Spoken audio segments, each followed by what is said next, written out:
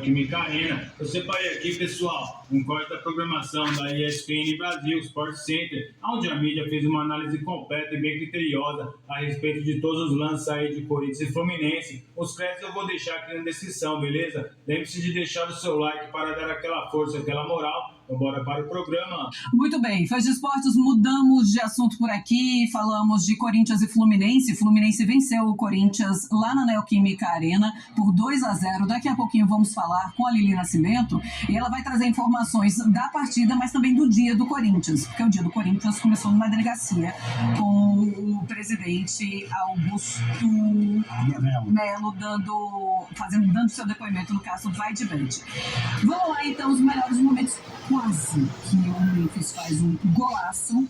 Isso não acontece e depois o Corinthians amarga essa derrota. Olha aí. Foi essa jogada.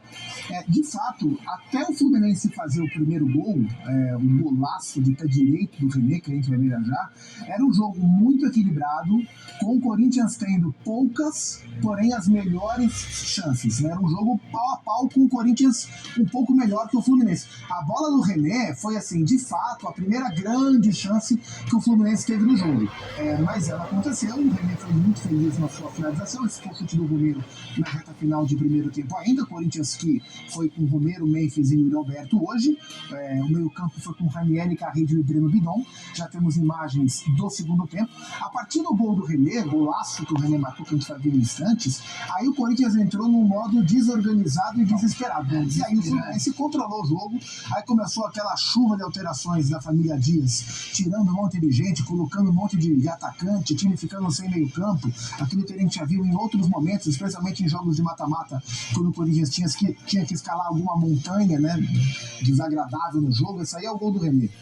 A bola vai para ponta direita, o cruzamento é feito, a bola sobra e o René, lateral esquerdo, de pé direito, manda-lhe um balaço na gaveta para fazer 1-0. Isso porque ele estava enjoado. Imagina se ele estivesse se sentindo bem. Se tivesse bom, né? Mas é o gol o quê? É o gol Carbogel. Ele estava passando mal, disse que ele tomou aquele gel de carboidrato no intervalo, não fez bem, estava quase vomitando, deram um remedinho para enjoo. Um pouco antes desse lance aí, e aí ele fez o gol. E aí depois do gol, o Corinthians teve posse, etc e tal, mas o Fluminense foi melhor. A partir do gol, o Fluminense foi melhor. Até então não era melhor. E construiu o resultado depois com um pênalti que o Martínez vai cometer logo depois que entrou. O Martínez entrou, minuto depois cometeu o pênalti em cima do Serna, que também havia acabado de entrar, e o John Arias fez o gol da vitória do Fluminense. Esse é o lance do Serna lá. Pisou, pênalti, com o VAR. E o Fluminense venceu um Corinthians que foi pouco criativo. Acho que essa é a principal nota da derrota corintiana. Mais uma vez, um time pouco criativo, pouco articulado ofensivamente. Teve posse de bola, controlou a bola a maior parte do jogo, mas não foi um time interessante ofensivamente e pagou o preço tomando 2 gols. O Emiliano e o Ramon, a família Dias, erra demais nessa partida contra o Fluminense, André? Sim, tem sido algo frequente. Eu acho que isso é preocupante do ponto de vista do que o Corinthians ainda pretende fazer nesse ano, porque talvez, né, esse discurso de nós viemos no ano passado para tirar o Corinthians da Série B e ainda conquistamos o estadual, sejam argumentos utilizados pela comissão técnica do Corinthians para justificar noites como a de hoje e dizer para o torcedor que vamos perder de vez em quando, é normal, o futebol é assim. Além da falta de criatividade, além dos problemas para gerar jogo, para criar, mesmo com o Memphis em campo, o Yuri Alberto, o Corinthians ele tem sido constantemente piorado pelos seus treinadores no momento das substituições, quando os jogadores em campo precisam da ajuda dos treinadores que hoje comandam o time. Isso não tem acontecido. Tanto o Emiliano quanto o Ramon, independentemente de quem tenha mais ascendência, porque, é claro, né, pai e filho formam uma dupla de técnicos, mas aquele que o Corinthians contratou é o Ramon Dias, é quem mais nome, é quem tem mais história no futebol, no final da história quem responde pela comissão técnica. Mas, por exemplo, no sábado, ele suspenso, não estava evidente, não trabalhou.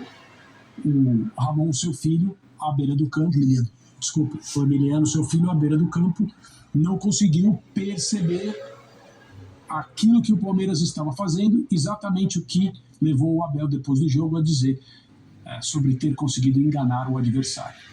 Hoje, o Corinthians foi no momento em que precisou da ajuda da sua comissão técnica, perdendo o jogo no seu estádio, que pela 40ª vez ou alguma coisa assim, é uma sequência tremenda de jogos, mais de 40 mil pessoas, o torcedor continua indo e lotando a Neoquímica Arena. Quando o time precisou da ajuda da comissão técnica, na hora de substituir, na hora de mudar, na hora de melhorar a equipe, o que aconteceu foi o contrário. E esse contrário, ele é sempre igual. O Corinthians, quando sofre substituições, ele é tomado por desorganização. Sim. Isso vem desde o ano passado nas Copas. O grande exemplo é o jogo contra o Racing aqui em São Paulo.